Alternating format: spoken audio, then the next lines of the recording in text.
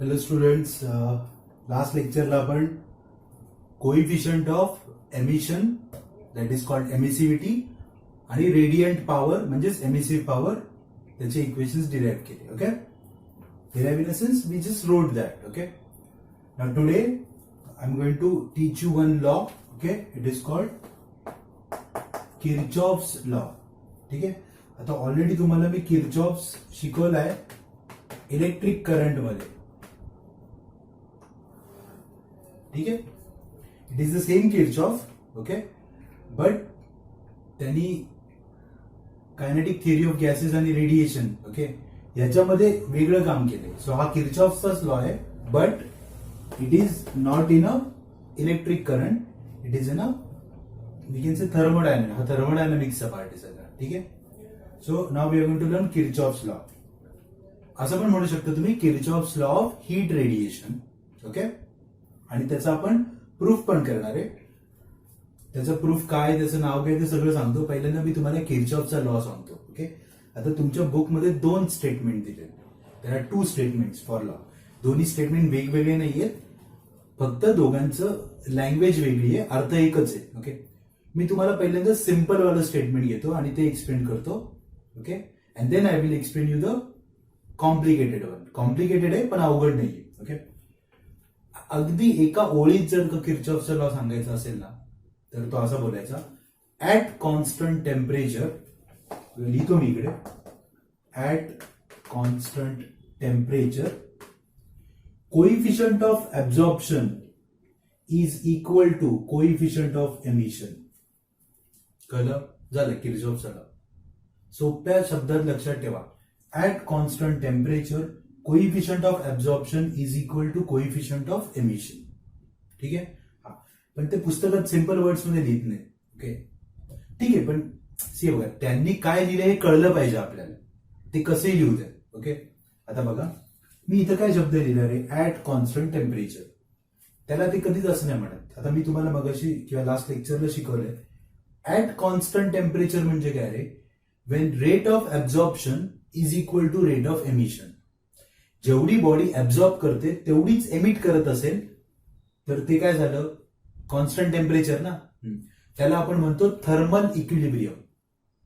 Okay, जेवढी body absorb करते तेवढीच एमिट करते, याला म्हणतात थर्मल इक्विलिब्रियम.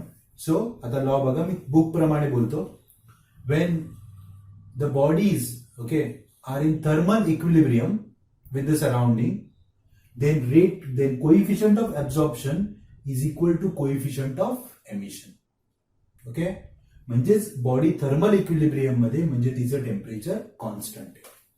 लॉ समजला, स्टेटमेंट कळलं. ओके, सिंपल लक्षात ठेवा, at constant temperature rate of coefficient of absorption is equal to coefficient of emission. ठीक आहे, now we have to prove this law.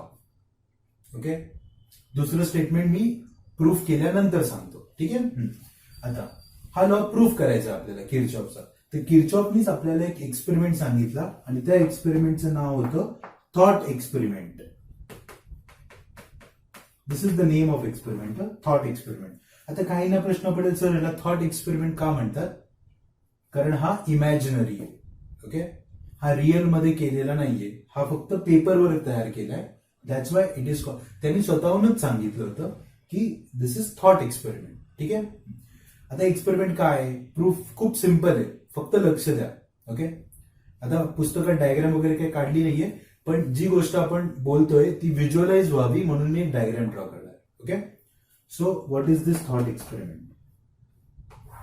आपल्याला काय प्रूफ करायचं हे सगळ्यांना कळलं. आपल्याला हे प्रूफ करायचं, at constant temperature A is equal to E, coefficient of absorption is equal to coefficient of emission. त्यालाच म्हणतात emissivity, absorptivity. So absorptivity is equal to emissivity हे आपल्याला प्रूफ करायचं. ठीक आहे, so what he did, okay, त्याने सांगितलं consider okay a evacuated chamber.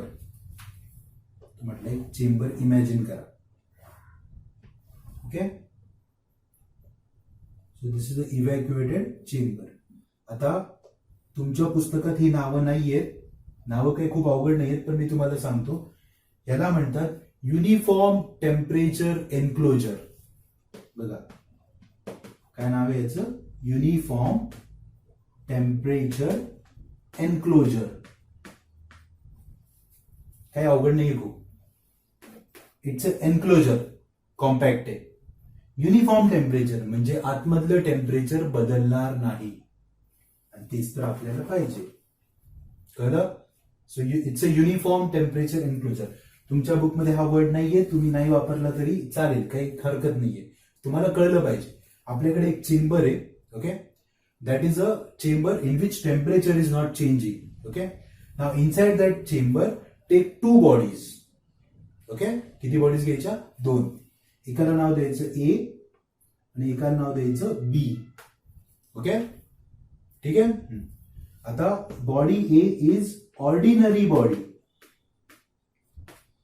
What is body A? Ordinary body. Body B is perfectly black body. कळलं? 2 bodies घ्यायच्या. A is ordinary body, B is perfectly black body. चालेल. But दोन्ही बॉडीजचा area same पाहिजे, surface area. कळलं का? Bodies 2 घ्या तुम्ही, एक ऑर्डिनरी घ्या, एक परफेक्टली ब्लॅक घ्या, ओके. पण दोघांचा एरिया सेम पाहिजे. ठीक आहे. आता मी इथे ड्रॉ करतो. मी स्पेरिकल बॉडी ड्रॉ करतो, ओके. तुम्ही कुठलाही शेप घेऊ शकता, त्याला काही ऑब्जेक्शन नाहीये. So this is first body, this is second body, okay. दोघांचा एरिया सेम आहे. चालेल. दोघांचा एरिया सेम आहे. This is body A and this is body B. ठीक आहे. कळली सिच्युएशन? एक्सपेरिमेंटल अरेंजमेंट समजली. We took a uniform temperature enclosure. Inside that we took 2 bodies, A and B. A is an ordinary body, B is a perfectly black body. Both have exactly same area and same temperature. दोघांचा area, temperature same आहे, material वेगळं आहे. चालेल. ठेवले आतमध्ये, okay. आता आपण काय करणार बघा.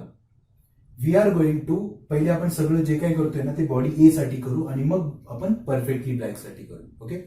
Now think about body A. कोण आहे रे? Ordinary body, okay. समजा ए वर हीट पडली किंवा आपण इन्सिडेंट केली. ए वर हीट, किती हीट इन्सिडेंट केली? Q. So how much heat is incident on body A? Q amount of heat is incident. ठीक आहे. आता बॉडी ए कोण आहे रे? ऑर्डिनरी आहे, ओके. त्याच्यामुळं ती ऍब्झॉर्ब करणार, थोडी हीट ऍब्झॉर्ब करेल ना. सगळी करेल का? नाही. सगळी कोण करेल रे? परफेक्टली ब्लॅक करेल. त्याची केस नंतर बघू आपण. सो ही बॉडी ऍब्झॉर्ब करेल, ओके. मग आपण सेकंड लेक्चरला एक टर्म शिकलो होतो, coefficient of absorption. A is equal to Q A upon Q. आठवतंय का? Radiant energy absorb upon radiant energy incident. याच्यावर पण किती पडली रे? क्यू ना. पडली का क्यू? त्यातली त्यांनी ऍब्झॉर्ब किती केली? Q A. So what is coefficient of absorption? Coefficient of absorption is equal to A. A is equal to Q A upon Q. चालेल. हा, ठीक आहे. याचा अर्थ मी असं म्हणू का रे? नीट बघा. आता मी तसं इक्वेशन नाही लिहिते. हे आता सगळं कुठल्या बॉडीसाठी चाललंय? आपलं ऑर्डिनरी बॉडीसाठी चाललंय, ओके. सो इथे काय लिहितो बघा मी. Radiant energy absorbed. कुठल्या बॉडीसाठी? ऑर्डिनरी बॉडीसाठी. Radiant energy absorb is equal to, किती ऍब्झॉर्ब करेल ती बॉडी? A into Q. जमतंय?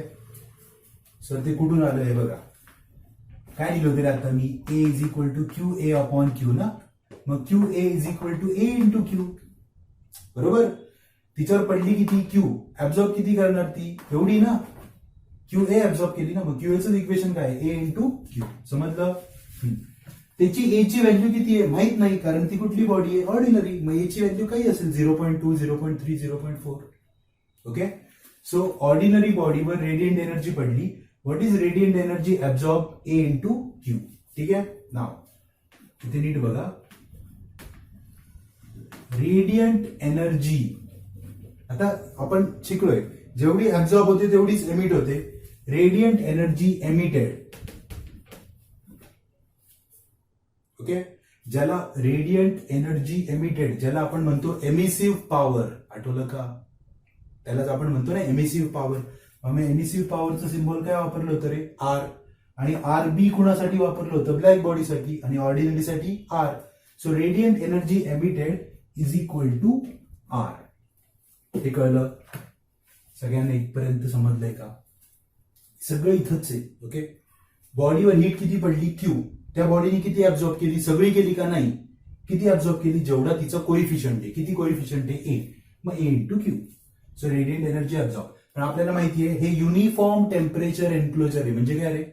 म्हणजे आतमधलं टेम्परेचर चेंज नाही होणार. म्हणजे जेवढी ऍब्झॉर्ब करणार तेवढीच एमिट करणार. ऍब्झॉर्ब किती केली? ए क्यू. एमिट किती केली? आर. जेवढी ऍब्झॉर्ब तेवढी एमिट, म्हणजे दोन्ही इक्वल आहेत. म्हणजेच काय आलं? A into Q is equal to R. Equation 1. इथपर्यंत कळलंय सगळ्यांना? Is it clear? ओके. काय केलं बघा, कुठल्या बॉडीसाठी चाललंय सगळं? मी तुम्हाला एक एक करून शिकवते, दोन्ही एकदम नाही घेते, मग कन्फ्युज होता तुम्ही. आता जे काही करतो ते कुठल्या बॉडीसाठी चाललंय? ऑर्डिनरी. ऑर्डिनरी बॉडीवर हीट किती पडली? क्यू. तिने ऍब्झॉर्ब किती केली? ए इंटू क्यू. ओके. तिने इमिट किती केली? आर. पण जेवढी ऍब्झॉर्ब केली तेवढीच एमिट केली का? कारण टेम्परेचर कॉन्स्टंट आहे. So A Q equal to R. So here we finish with which body? Ordinary body. Okay. Now will talk about black body. ठीक आहे. बघा आता हे सगळं ऑर्डिनरी बॉडीसाठी झालं. आता मी हे कोणासाठी करतोय? Perfectly black body. मी एकदम व्यवस्थित तिथे तुम्हाला कळेल ते स्टेप वाईज दिल्यामुळे. ओके. आता जे काय करतोय ते कुठल्यासाठी करतोय? Perfectly black body. झालं ऑर्डिनरी बॉडी. हा पार्ट रब करतो, जरा डायग्राम सुटसुटीत दिसेल. आता परत याच्यावर काय पडली? हीट पडली का? सेम. किती हीट पडली रे? Q. Okay. Exactly same heat कशावर पडली? दुसऱ्या बॉडीवर. एरिया सेम आहे ना. आता रेडियंट एनर्जी, आता कुठल्या बॉडीसाठी चाललंय? Perfectly black body. काय लिहितो बघा इकडे? Radiant energy absorb. Okay. Is equal to Q. तुम्ही म्हणाल पडली किती रे? क्यू. आणि ऍब्झॉर्ब पण किती झाली? क्यू. का? कारण ही कोड आहे परफेक्टली ब्लॅक बॉडी. आपण काय म्हणतो? परफेक्टली ब्लॅक बॉडी सगळं ऍब्झॉर्ब करते. कळलं? चेंज कळला का? ऍक्च्युली ना हेच इक्वेशन आहे. असं लिहिलं तरी चालेल. कसं काय सर? कारण इथे ए ची व्हॅल्यू 1 आहे. मला कळतंय का? कारण ही कुठली बॉडी आहे? परफेक्टली. परफेक्टली ब्लॅक बॉडी सगळं ऍब्झॉर्ब करते ना. आणि ही ऑर्डिनरी बॉडी सगळं ऍब्झॉर्ब करत नाहीत, म्हणून एला काहीतरी वेगळी व्हॅल्यू होती. इथे एची व्हॅल्यू किती आहे? 1. मग 1 लिहिलं काय नाही लिहिलं काय चालतो. चेंज कळला म्हणून म्हटलं हे समजलं की हे पण कळणार आहे. हे इक्वेशन आणि हे इक्वेशन वेगळं नाहीये. फक्त हे कोणासाठी होतं? Ordinary body. म्हणून तिथे ए आला, कारण त्याची व्हॅल्यू 1 नाहीये. इथे पण ए आहे पण त्याची व्हॅल्यू 1 आहे, कारण ही परफेक्टली ब्लॅक बॉडी. कळलं? म्हणजे या बॉडीने किती ऍब्झॉर्ब केली? क्यू. आता radiant energy emitted. Radiant energy emitted. जो सगळ्यात जास्त ऍब्झॉर्ब करतो तोच सगळ्यात जास्त एमिट करतो. मग R is radiant energy for which body? Ordinary body. R B is radiant energy of which body? Perfectly black body. कळलं? हे कोइफिशियंट ऑफ एमिशन मध्ये झालेलं आहे आपलं सिम्बॉल. कळलं? हे दोन्ही जे तुम्ही ऑर्डिनरी बॉडीला केलं तेच कोणाला केलं? Perfectly black body. जेवढी तिने ऍब्झॉर्ब केली तेवढी एमिट, म्हणजेच Q equal to R B. Equation 2. दोन्ही इक्वेशन कळले? नक्की समजलं? जे केलं आपण ऑर्डिनरी बॉडीसाठी ते एक्झॅक्टली कुणासाठी केलं आपण? परफेक्टली ब्लॅक बॉडीसाठी. समजलं? ऍब्झॉर्ब किती केली ऑर्डिनरीनी? ए क्यू. एमिट किती केली? आर. दोन्ही सेम. परफेक्टली ब्लॅक बॉडीने किती ऍब्झॉर्ब केली? क्यू. एमिट किती केली? R B. दोन्ही सेम. झालं? इथपर्यंत कळलंय? ओके. आता कंपॅरिझन करायची फक्त. Okay. Now I rub this part. Okay. आपल्या डायग्रामचं काम झालं. आता पुस्तकात डायग्राम नाही तर तुम्ही काढू पण नका, ते तुम्हाला समजण्यासाठी होते. आता दोन्ही कंपॅरिझन करा जरा. Okay. This part is done. फक्त कंपॅरिझन करा. A Q equal to R आहे ना. इक्वेशन 1 बिकम्स, नीट बघा काय लिहितोय मी, A Q is what, R B, A into R B is equal to R. झालं, म्हणजेच A is equal to R upon R B. A is equal to R upon R B सगळ्यांना माहिती आहे. A is equal to, last लेक्चरला शिकवलंय, coefficient of emission small E is a ratio of radiant power किंवा emissive power of ordinary body to the emissive power of black body. So what is R upon R B, E. काय proof केलं, A equal to E. दोन step, हे झाल्यावर दोन step मध्ये उत्तर येतं. कळलं, हेच तर प्रूफ करायचं होतं आपल्याला. जेवढी कोइफिशियंट ऑफ ऍब्झॉर्प्शन आहे तेवढाच कोइफिशियंट ऑफ एमिशन आहे. कळलं, झालं. This is Kirchhoff's law. Okay, Kirchhoff's law is proof. कळलंय प्रूफ. हे कळलं का, हे सगळ्यात महत्वाचा पार्ट आहे. ओके, नंतर हे कॉपी करून ठेवा तुम्ही, कारण मी व्यवस्थित सुटसुटीत लिहिलंय. Radiant energy absorb by ordinary body, emitted, दोन्ही इक्वल आहेत. मग हे सगळं कोणासाठी केलं, परफेक्टली ब्लॅक बॉडीसाठी केलं.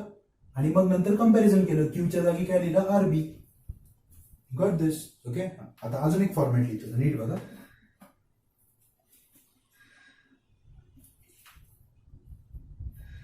R B is equal to A upon R. काय केलं रे, सॉरी उलट झालं. हा आरबी इकडे घेतला ना, R upon A. RB equal to R upon A दिलं. सर असं का लिहिलं तुम्ही, कारण मी तुम्हाला म्हटलं होतं दोन स्टेटमेंट आहेत. एक तर झालं प्रूव्ह आपलं स्टेटमेंट. आता दुसरं स्टेटमेंट बघा, मी पुस्तकातलं वाचतो, मग तुम्हाला कंपॅरिझन लवकर करेल. नीट आहे का. ऍट अ गिव्हन टेम्परेचर, म्हणजे आपली पहिली ओळ, ऍट कॉन्स्टंट टेम्परेचर आली का. At a given temperature the ratio of emissive power to the coefficient of absorption. बघा, at given temperature the ratio of emissive power to the coefficient of absorption of a body is equal to emissive power of perfectly black body at the same temperature for all wavelength. समजलं, हे दुसरं statement आहे. मी हे पहिल्यांदा काय सांगितलं, कारण हे ऐकूनच कळत नाही, पण आता तुम्हाला कळलंय. काय नाही, आपण A equal to E proof केलंय. त्याच्या अगोदरच्या स्टेपला A equal to R upon RB आलतं. आरबी इकडे घेतला, ए खाली घेतला. तर जे येतं ना ते फक्त वर्ड्स मध्ये लिहायचं. परत एकदा सांगतो, इकडे बघा, पाठ करायची गरज नाही, समजून घ्या. ऍट अ कॉन्स्टंट टेम्परेचर किंवा at a given temperature the ratio of emissive power of ordinary body to the coefficient of absorption of a body is equal to emissive power of a perfectly black body at that temperature for all wavelengths. Okay, this is Kirchhoff's law. दोन्ही statement कळले. Okay, हे एक statement, दुसरं तर सोपं होतं. At a given temperature किंवा when body is in thermal equilibrium, coefficient of absorption is equal to coefficient of emission. So this is how Kirchhoff's law is proved. Thought experiment आहे, समजलाय. Okay, हा experiment जर आला तर 3 मार्काला येईल परीक्षेला. Okay, this is what we proved in Kirchhoff's law. Okay, thank you.